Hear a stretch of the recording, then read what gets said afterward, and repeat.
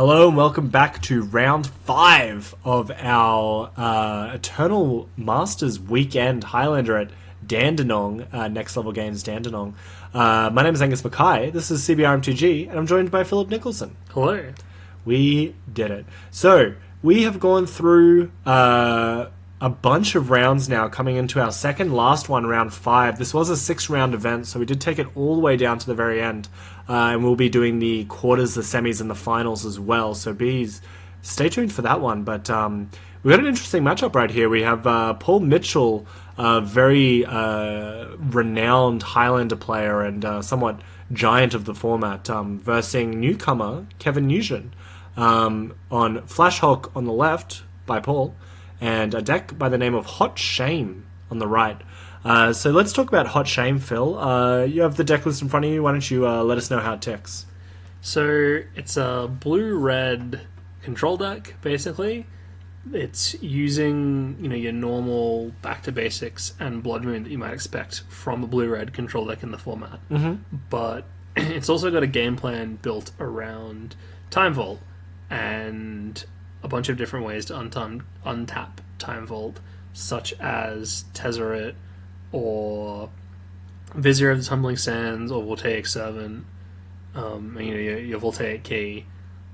So you just want to get your Time Vault, you want to find some way to untap it pretty regularly, ideally every turn, and then you win the game. Yeah, so when you're giving up on the blue soup, as it's sometimes called, where your points are Jace and Force of Will and Snapcaster Mage, like you're just sort of spreading it out across all the really good blue cards that all have a point each.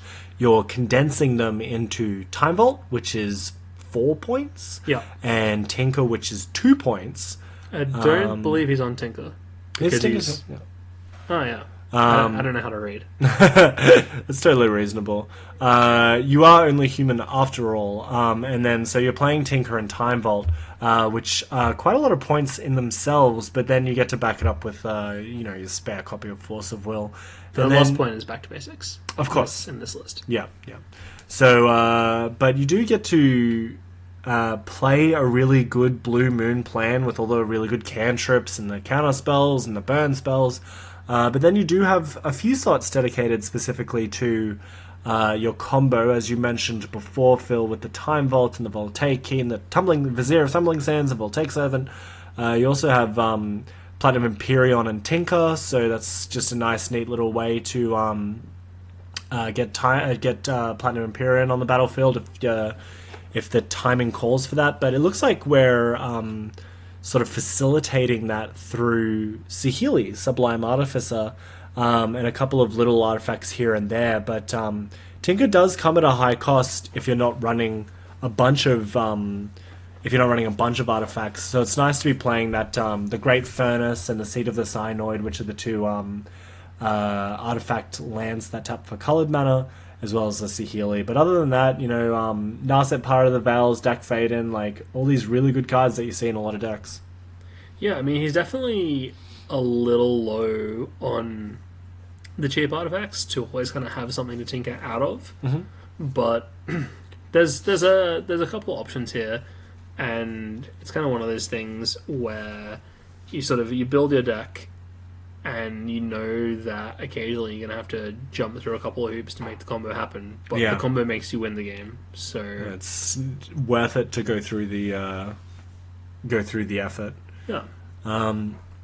We are seeing a couple of all-stars coming out of that list, like Tezzeret the Seeker, which is basically Time Vault's best friend. Down tick, it's down an X, is search your library for an artifact card with converted mana cost X or less, put it onto the battlefield, then shuffle your library.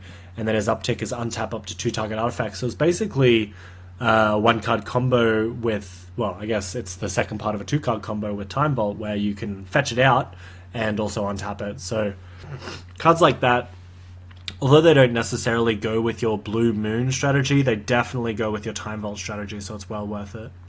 Yeah, I mean, it does still find your Vidalcan Shackles, and it finds a lot of pretty nice sideboard options. Yeah, absolutely. So it's not kind of an embarrassing card outside of the Time Vault synergies. Yeah, and on Paul's side, haven't really cast any spells yet. As we talked through Kevin's deck, we saw a Ponder and a Preordain and a Ponder and now a Fire Ice.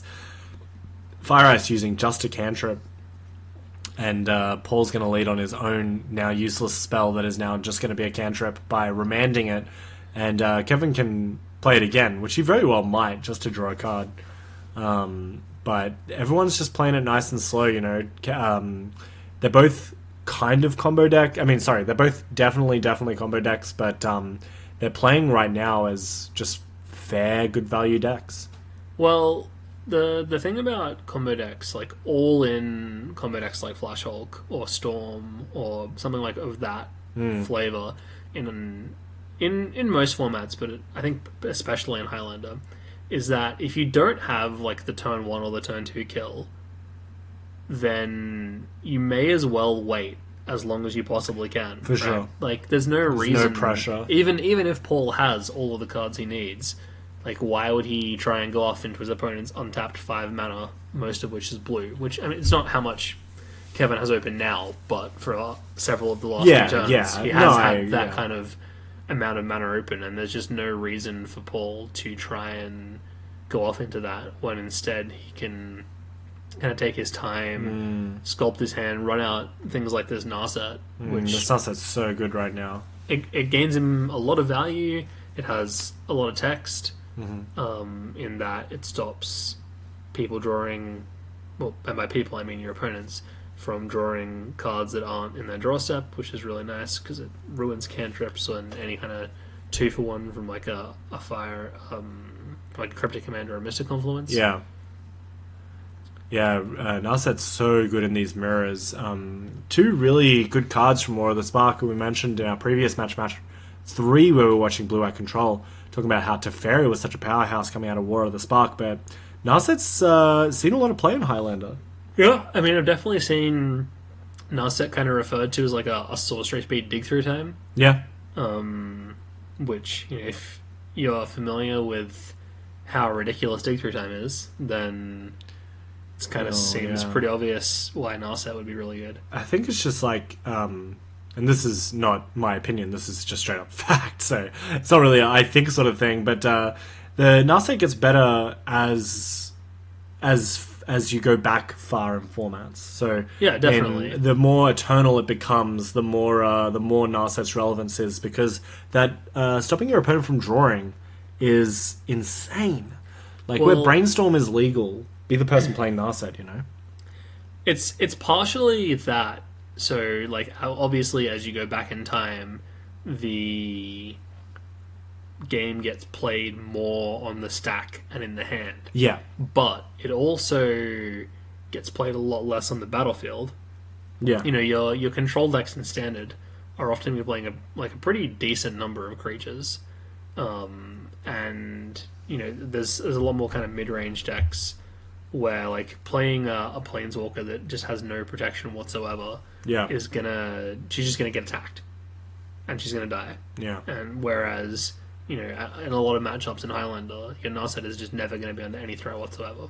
Yeah, absolutely. I mean, he does have like a couple burn spells here and there, but just quickly stopping the show because we do have the combo going off now. We saw Flash, Protein Hulk, and then Paul does have a couple of different ways to win, including my Chaos the Unhallowed and Walking Ballista, which gives Walking Ballista Undying, which means infinite pings. You do need a sacrifice outlet. That's you do, what the yeah. Viserys here is for. Yep, absolutely. So you have the Viserys here as well. My apologies, you're correct. And then we're going for the Sylvan Safekeeper Titania line. So when Protein Hulk dies, if anyone doesn't know, for first listeners of the show, when it dies, you can search your library for creature cards with equal to converted mana cost 6. So you can get a 1-drop and a 5-drop, as you've seen here. You can get a 6-drop and a 0-drop, and so on and so forth. You can get infinite Memnites, which is fun. Well, one, because we're playing Highlander. Oh, yeah. But well, you know, if you wanted to. You can also get Ornithopter and Shield Sphere and Phyrexian Walker and Cobalt with Kaki. That's true. But yeah, Flash, Protein Hulk just sort of been used just to facilitate that combo as quickly as possible. But it is funny that he let his opponent untap. Possibly this is the safest line. I mean, it doesn't beat... it beats all targeted removal, and you only have to phase a turn, because at the end of the turn you can sacrifice all your lands and give Titania Shroud and blah blah blah. So I think the reason that he elected to go for this line rather than a like Mikaeus the Unhallowed line was that some of the pieces he needed to win the game immediately were stuck in his hand. That's so because you only have one copy of all your combo pieces, and because Poutine Hulk only finds cards out of your library, it means that if you know your Mikaeus or your Walking Ballista is kind of stranded in your hand, then you just can't go for that line.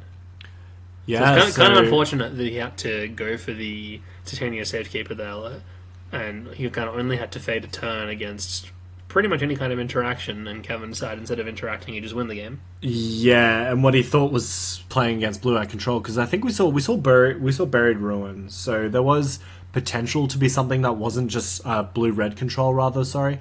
But he didn't see too much. He definitely wasn't expecting to get comboed off when he let his opponent on tap. He just got really unlucky between the Tezzeret to find the Time Vault, a Vizier of the Tumbling Sands to immediately untap it. Yeah. Like, there's a lot of pieces that Kevin kind of needed to have everything work out, but everything did work out.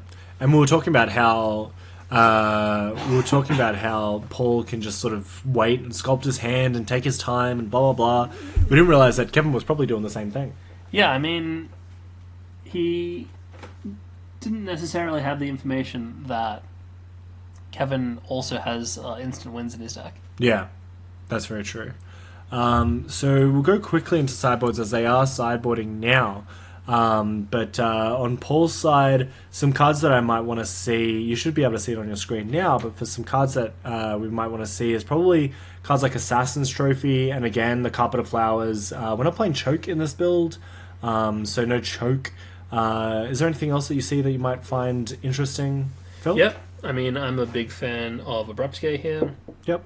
I think that it's possible Ashiok is worth it because it stops your opponent from using any of their tutoring tutors effect for Time Vault, as well as just stopping fetch lands and potentially value of cards like Jaycerim's Prodigy. We don't have too much like straight artifact and enchantment removal. We do have There's a Reclamation Sage. There is a Reclamation Sage. I'm also a really big fan of, I think Liam Volt's pretty good here. Yep. And I think that... Do you even like Worlds by Worm here? So it's, it leaves behind... Just flash Worlds by Worm? Yeah, you just flash Worlds by Worm. I think that's pretty good here. Two-card combo, you just kill your opponent in 2 turns. Yep. I could definitely get behind that. The reason that he's not playing Choke is because Choke is not one-sided. Oh, of course. That's so true. I'm so used to War of the Spark and everything not being one-sided. Yeah, unfortunately, as a blue deck, Flash Hulk is not really wanting to play Choke. Yeah, absolutely. On Kevin's side, we're looking at a whole slew of tutor targets, considering we're playing Khan the Great Creator main board. So cards like Amulet of Safekeeping, Damping Sphere, Defense Grid, probably not what he's looking for. Elixir of Immortality and Snaring Bridge, probably the same. I think if we're playing some sort of... we do have the Grindstone Painter Servant combo, which is interesting. I kind of like having Painter Servant in the main and Grindstone in the board, like just in cases. If you draw the Khan, you get to like play one or the other. But I guess if you're keeping Khan around, you can just get two of the pieces over 2 turns, which probably makes more sense. Yeah. But he's also playing the Microsynth Ladder, so because he's playing so many one-off tutor targets, his sideboard kind of looks a little bit weird. So the only non-artifact cards that he has is Commandeer, Cyclonic Rift, Flusterstorm, and Pyroblast. And none of them are particularly great. I mean, Pyroblast is good. Yeah, he's kind of in the unfortunate situation where he didn't really think to put a Grafdigger's Cage in his sideboard, which would be it's kind of the perfect card to play against Flash. Yeah, it kind of stops Tinker, but I think you're probably okay with making that sacrifice. I mean, it only stops Tinker for Imperium. You can still Tinker for Time Vault. That's true. That's very true. That's very true. But Pyroblast is fine. It definitely, like, it would counter exactly Flash, and it counters a couple of other annoying pieces, but it's certainly not be all and end all. It's I think that's interesting, but, kind of the only thing there that I'd really be looking at bringing in. Yeah, it's pretty funny. Paul sort of skimping on artifact hate, and Kevin skimping on graveyard hate. We'll see who skimped on it more, or who's going to get hurt out by this more. So going into our game 2 now, we see Paul just leading off on that double shock. Double fetch, trying to play out that Jace Vern's Prodigy as soon as possible. Great card, especially good in this matchup. Just being able to sort of filter through your draws. You're probably not looking to specifically stop yourself from flipping, because you can still flash back those cantrips and still get value off that. Yeah, I mean, it also means that you're a little more happy to run Flash out into a potential counterspell, because it's only 4 mana to be able to like flash, tick down Jace on Flash, and cast Flash again in the same turn. Oh yeah, that's interesting. That's very interesting. Yeah, which I like is that a lot. definitely a potential line that you'd be looking for in this kind of deck. Yeah, we're seeing a judge call right here, just a hidden card error, unfortunately. But would you see that Paul's been very... I was going to say very careful. I mean, he's being very careful with his fetchable sources as he's fetching out basics as soon as possible. Yeah, I mean, he definitely suspects some kind of non-basic hatred out of his opponent, which is a pretty heads-up decision. Yeah, definitely. It's a good thing that you can tell when people are anticipating the Blood Moon. Good players will often fetch out those basics first. It's good that he has the option. He is playing a few... he doesn't really necessarily get done in by Blood Moon, but if you don't play around it, you definitely can get done in by it. We notice that he is only playing... he's playing 2 forests, 2 islands, and 1 swamp. So he does have 5 basics that he can play... to stop himself from getting done in by Blood Moon, but not many decks have the luxury, so it's interesting to see a 2-color deck and a 3-color deck. It's possible that he would have wanted a forest here, but obviously with his second fetch land being Marsh Flats, he kind of had to find Swamp. Yeah. So... we'll have to see what is the contents of his hand and also the contents of the top of his library, as we're still just quietly resolving this judge call. But I hadn't seen the contents of Paul's hand, but it is nice to be resolving a card filtering engine early in the game against your control opponent. Definitely. I mean, having that kind of card selection is really, really powerful. Being able to hit your land drops or discard extra lands, being able to get rid of things that just aren't as impactful for things that are more, it's like a really undervalued ability for a card to have, but it's kind of doubly true in this sort of combo deck, because it's so easy to find cards that kind of have half the combo but not the other half. Again, because of the singleton nature of the format. Absolutely. But having a really powerful and recurring filtering effect is really, really strong. And it means that you putting them in the graveyard, as you said, doesn't really stop it. It is not really the end of the story for that spell. If it's an instant or sorcery, we'll be able to get flashback by Jace eventually, which is just good card design. So we'll see what Kevin's sort of packing, but it is pretty heartwarming to see as a fellow combo player how sort of viable it feels nowadays. Like I was just looking through Kevin's list, and he was playing a few, but not too many tutor effects. So he's playing Whir of Invention, and as we mentioned, the Tezzeret the Seeker, as well as Tinker and Transmute Artifact. But besides that, we don't actually see too much. But it's just the sheer amount of card draw that he's built into the deck that he's pretty able to find those cards without a tutor effect. Yeah, I mean, just having like your normal cantrips and your sort of cards like your Cryptic Commands and your Mystic Confluences, it just gives you enough time to kind of spin your wheels and play a control game until you can find the combo. Yeah, without necessarily being all in on tutors to find it. Yeah. looks like we're resolving this judge issue now, just deciding, have we seen any more cards in the deck? You've recently shuffled, correct? We're going to shuffle away this card. You can leave this one on top, put it in your hand, and we'll go from there. Speaking of filtering and sort of cantripping, I suppose, we do see a Sea Beyond from Paul's side, which is a very unique card from Zendika, I believe. Draw 2 cards, then shuffle a card from your hand into your library. Kind of like a very mini Brainstorm, but more often than not, it's a card that puts Marqueus and Walking Ballista and Viscera and Titania and Sylvan Safekeeper, all of those back in your deck so that you can try again next time.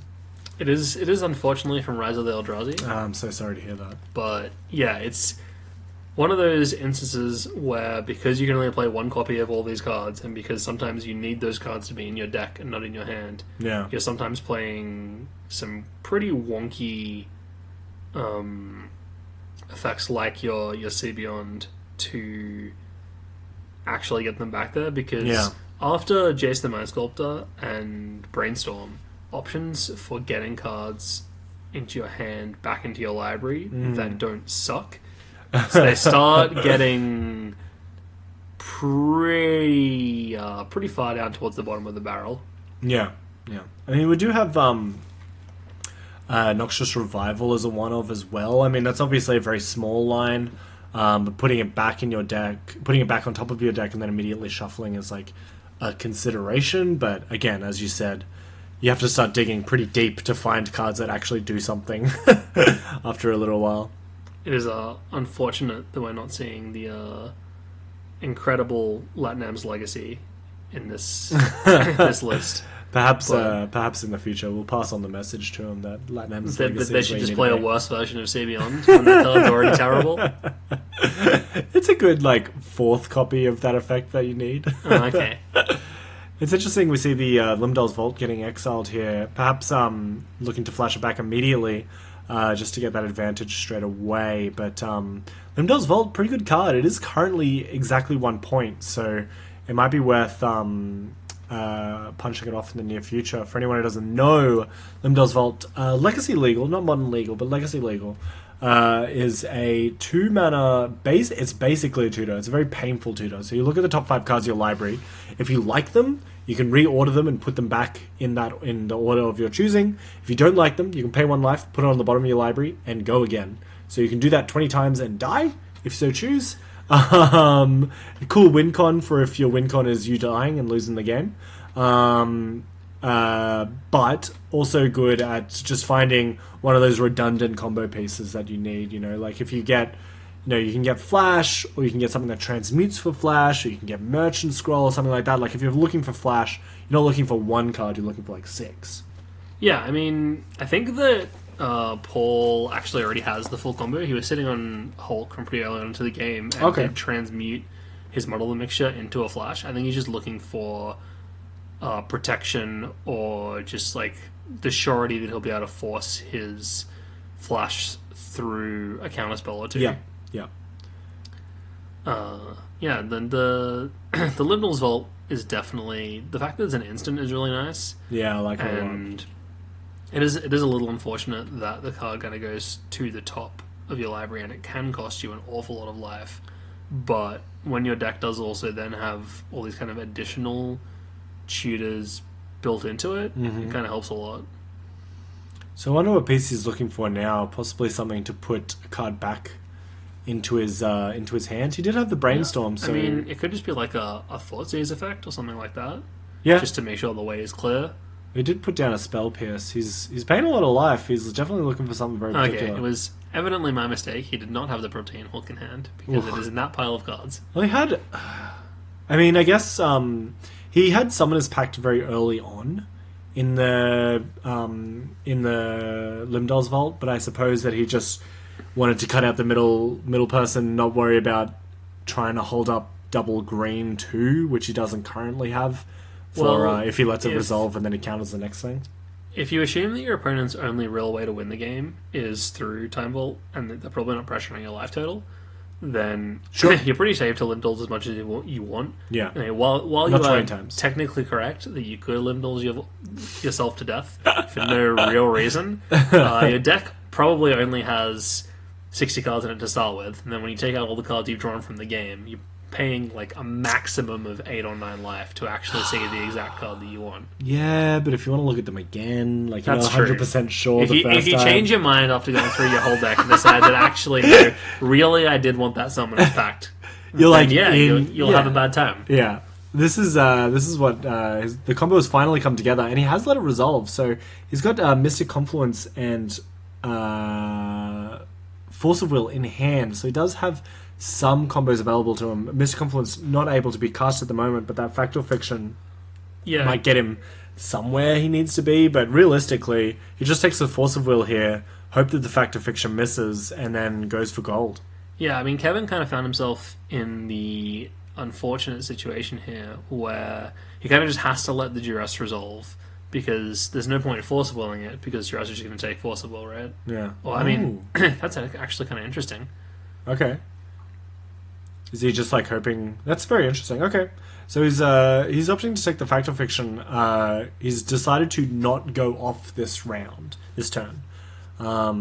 So he's going to leave up Mana Confluence now. Now he has Mana Confluence and Force of Will. So, I mean, we had because we left Duress on top. Well, I mean, so let Duress on top, and now Protein Hulk should be in hand from his previous game. So.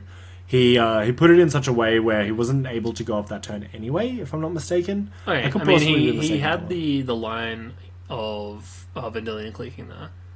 That's true. Which, it ran into a counterspell, but you're actually totally okay with that, right? Yeah, absolutely. So, yeah, he's just kind of elected to take this additional turn. Slow route. Take the scenic route. To duress and then Jace to duress again. There's just no reason to not take the scenic route and really cement your chances of victory when you are under no pressure, which I think is just a real sign of Paul really knowing how to play the deck to its maximum potential. For sure. It looks like he's not going to waste any time letting his opponent untap here. He's just going to go for Body Snatcher, Sylvan Safekeeper, and Viscera Seer. Yeah, I mean, this is basically the Mikaeus plus Walking Ballista kill that we described earlier. It just has a few extra steps. Because you want Sylvan Safekeeper in play because it lets you sacrifice a land to give a creature of yours hexproof. So you're just jumping through a bunch of additional hoops to have that protection for your Mikaeus. Yep. Well, I mean, it worked out for him well because it looks like he's just explaining how the Undying trigger works. How the combo works essentially, but it's gone pretty well for him, and looks like he's going to take that one down. So. Yeah, he does need, because Marqueus is a 6 mana card, so he wouldn't be able to get the... so you do have to jump through an additional hoop to get the Viscera Seer, so you may as well get the Sylvan Safekeeper as well. Very interesting. The deck looks like a lot of fun. It looks like a bit of a head-scratcher. Your opponent's like, alright, Flash resolves, and you're like, huh. Now what do I do? With 6 mana of creatures, there's a pretty large number of ways to win the game. Yeah. Just kind of depends on if you want to be vulnerable to creature removal or graveyard interaction, or any kind of a number of different flavors of things. How many different kills you want to put into your list and how much redundancy you want to have, because obviously this list has, at the very least, a Titania plus Safekeeper kill, as well as a Mikaeus plus Ballista kill, so it's got kind of at least 2. Yeah. But you can jam more in there if you really want to. Oh yeah, there's definitely a whole bunch of different lines. There was the original one with Mog Bombers was something that I was the last version that I remember, but these are all also castable cards. I mean, like, I don't know exactly where you want to be in your life where you're just like casting Body Double, but you have the opportunity to. I've definitely seen Flash Hulk players just casting Titania because that card's really good. That card is very good. It's someone that I definitely agree would be good no matter what.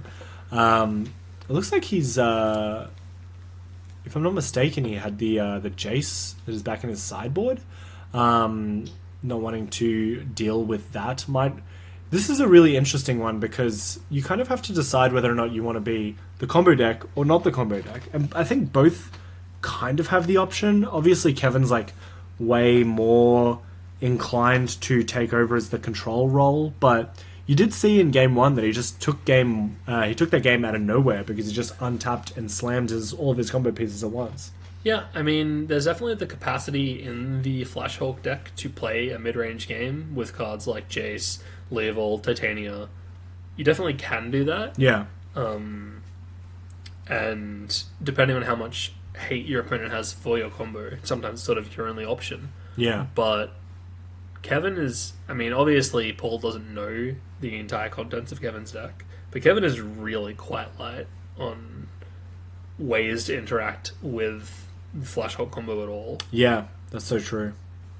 I mean, out of counter spells, it's just like a pretty hard deck to interact with as well. Like, you need to know the deck back to front, and then also know how to beat the deck. But like, a lot of people don't get past. I mean, I've been playing Highlander for like 5 years maybe, and I think you've been playing for even longer than that. And like, I still have to look up how Flash Hulk wins in various ways because it can change so often, and I think really good players look to it, and it did really well on this weekend because really good players look to it as a combo deck to get the surprise factor on your opponent.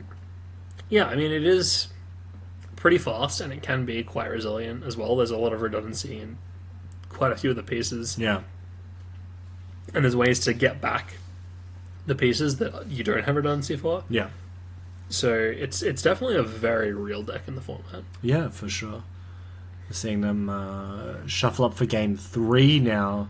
Tied as 1-1, and this is like fairly late in the day. So they both have done pretty well today, and I know that Paul Mitchell did quite well for this whole weekend. So the pressure is on. It's depending on what their points are. It could be this match could be the difference between making top 8 and not making top 8. So I'm sure the pressure is on for both players. Yeah, definitely. We'll see what's coming up here. So we're thoroughly shuffled, and we'll see what comes out of our first hands.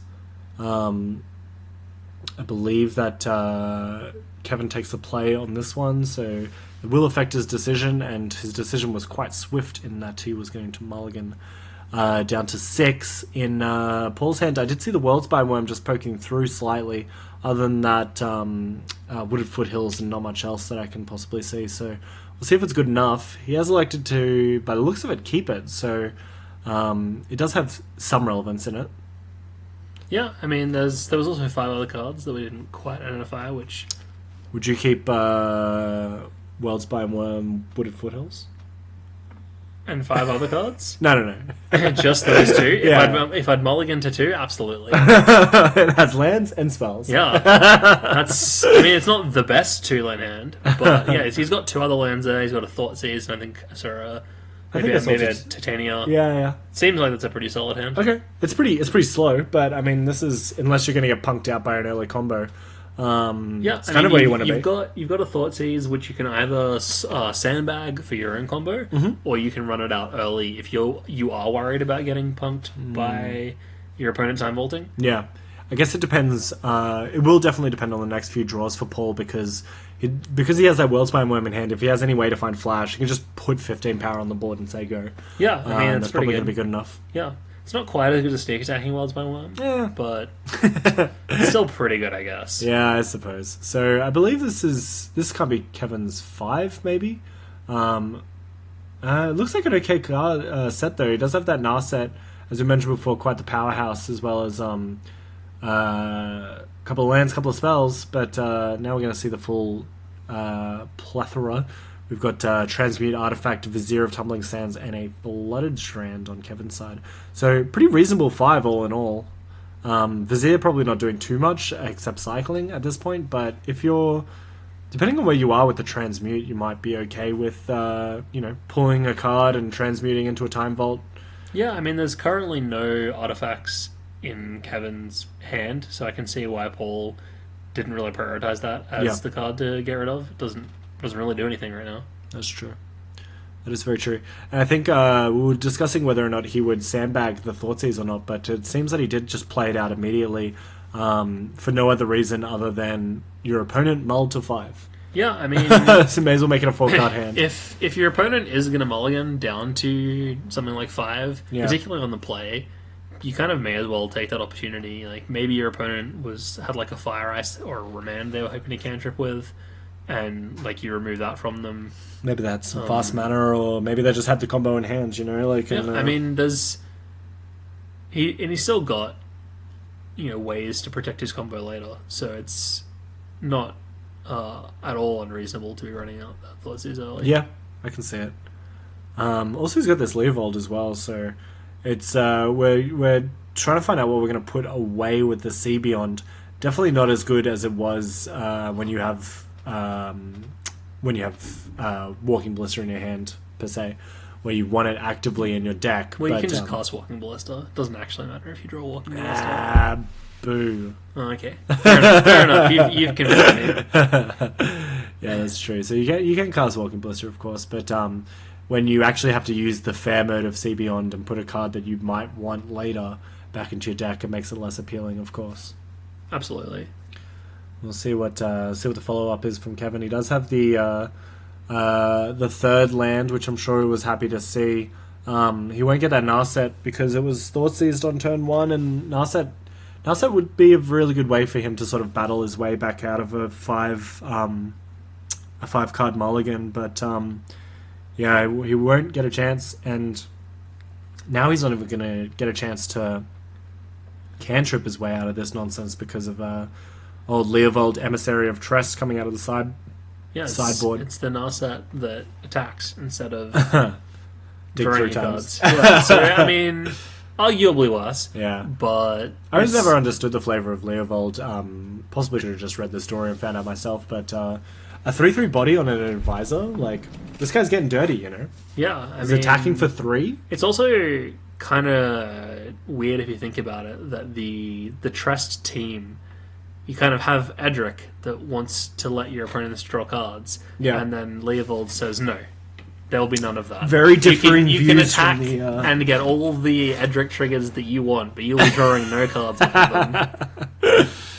Yes. And we see Ral, the old Ral, not new Ral, because new Ral, probably not necessarily playable. There's a couple of Rals that have come out since, but this is the OG I like to flip coins Ral. Well, I don't know if he likes to flip coins or he just likes to untap Time Vaults. That's very true, but it is fun to sometimes flip 5 coins and take an extra turn for each one that you flipped heads for. Yeah, it's really fun to flip 5 coins and then say go to your opponent. It's like a built-in time vault. If you just get all of the heads, then you can tick up again and try again 5 turns later. Well, he doesn't tick up that fast, but you can certainly give it a red hot go. If you believe you can in convince yourself. Yeah, exactly. And we're going Noxious Revival for this Thoughtseize, so we are losing a bit of life here. However, it looks like I can sense a cheeky flash in Paul's hands because he does have that 2 mana open. He's gone straight for that Thoughtseize, and he did in response to the Leovold trigger, if I'm not mistaken, to draw it from Ral targeting a permanent that he controls. But yeah, it looks like he's probably going to go for that Vendilion Click instead that he has in his hand. Yeah, I mean, it's kind of he didn't have the flash, but there's no reason to not kind of terrify your opponent by leaving flash mana open, right?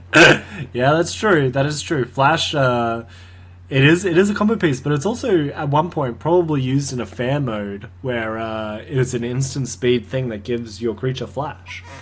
So, Yeah, I mean, I can't think of that many situations in which you'd really want to do that. Maybe there's some narrow situations where you flash and you actually pay for your Titania or something like that. it's like a not a bad control strategy, right? Where you like flash in a Titania at end of turn. Well, you could just Pay play for creatures with flash, right? No, that's No? You don't think so? no, that doesn't have that combo potential, Okay. Yeah, the end of turn Worldspine Worm is a lot more scary than the Brineborn Cutthroat, which is your other option, of course. Vendilion That's it? Click. Those are your options? Nah, I think that's the only flash creature that I've ever seen. Okay. Fair enough. So we're sending some cards to the bottom from Vendilion Click. Paul doing a really, really good job of punishing Kevin for this mulligan to 5. I mean, it was just a mulligan to 5. It was only 2 mulligans trying to find a good hand, but through double Thoughtseize and Vendilion Click, like, really making him pay for it, you know? Yeah, and now he's going to be able to slap Ral to death Yep. with his Click, which is pretty nice. And then we just wait till we get to 5 mana, which is now. So we sent the Force of Will to the bottom, and I think we have I Fluster believe Storm he still in just hand. let Kevin keep his cards. Huh. Well, I could be there you wrong go. there. Well, Titania's coming down regardless of whether or not what Kevin has in his hand. And we're just going Value Town now. So Titania's come down, got back a fetch land, has the threat of cracking a fetch land and making a 5/3 elemental token. Yep. So, you know, and that potential is not going to go away because every turn that Paul gets to crack fetches and play cards and... Oh, okay. Looks like Kevin's still up for the fight with this Mystic Confluence. cracking the Polluted Delta retrospectively, of course. Yeah, I mean, the issue here is that it kind of only just buys a bit of time. Like, you can bounce the token, you can bounce Titania, and you can draw a card, or you can bounce Vendilion Click. Either way, it doesn't really matter that much. Yeah. But, It looks like he's bounce, draw. yeah, that's kind of interesting. I would have thought if your line is to bounce, draw, you're better off bouncing the token than you are bouncing the Titania. Yeah. But It may be a timing issue that was lost in translation, but no, he's happy to draw 2 cards. I guess this was his opportunity to finally get some cards in his hand after being so mercilessly wrecked by them. So Yep. he's on 18. He can take 3 swings of 8. So well, it can only really take 2 swings if you assume the Titania is coming back. that's very true. Yeah, and we do assume that the Titania is coming back. And here it comes. Oh, what? Come on. It's close. It's not close enough, but it's something. well- Ashiok, I mean, yeah, Maybe- probably too little too late. Maybe Paul brain lags and attacks all of his power at Ashiok. That'd be pretty cool. That's That'd be definitely pretty Kevin's out currently. Oh no. Yes! Paul saw the line, has Paul Blast inquisitioned saw the- the yeah. Ashiok away, so there'll be no brain lagging today, I guess. Is that extra insurance that he prepared for himself, where he would, stop himself from attacking that Ashiok. Yeah, it looks pretty dead. And unfortunately, the Ashiok would have been pretty good coming down if Paul was just like spinning his wheels and looking for his combo. But turns out just putting a Titania on the battlefield is pretty good. So Yeah.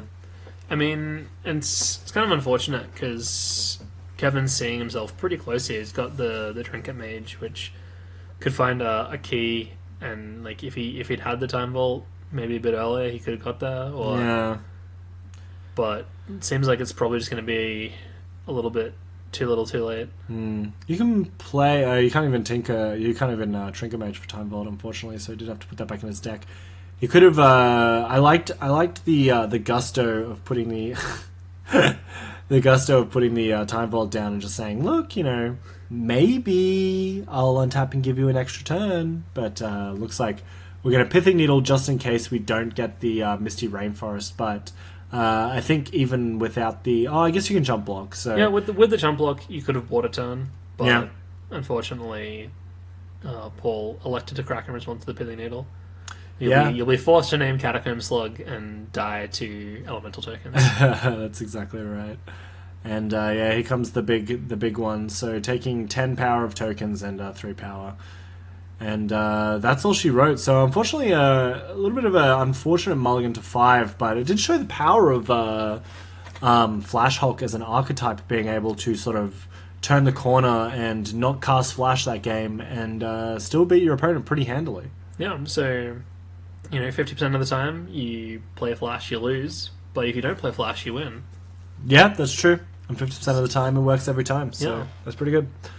So thank you very much for joining us for round 5. 5. For round 5. Thank you for joining us for round 4 that happened 3 weeks ago. But also thank you for round 5. We'll be setting up next time for our round 6, our quarterfinals, our semifinals, and finally the finals. And then we'll get right into it, and you'll finally be able to find out who won the Highlander Championship at Eternal Masters. Eternal Masters Weekend Highlander event at Dandenong, Next Level Games. Thank you so much for joining us. My name is Angus. This has been Phil Nicholson. That's me. And we'll see you next time.